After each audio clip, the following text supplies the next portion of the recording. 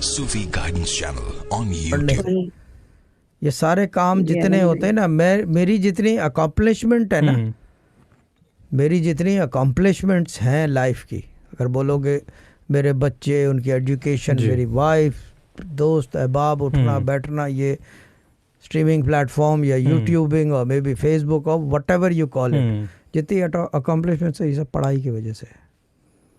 मैं नहीं मानता कि कोई आदमी पढ़े और नाकाम हो जाए, सब्र उसका जवाब दे जाएगा, वो एक डिफरेंट चीज़ है। पढ़ाई में फ़र्क नहीं होता, सब्र जवाब दे जाएगा, इंतज़ार जो है ना वो उसका बस हो जाएगी, लेकिन पढ़ाई में फ़र्क नहीं होता।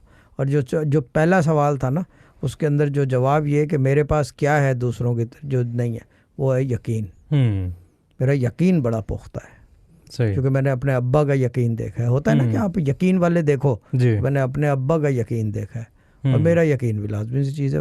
वैसा तो नहीं हो सकता, बट उससे मिलता जुलता ज़रूर है, क्योंकि डीएनए तो एक ही है ना, ये चीज़ है ना।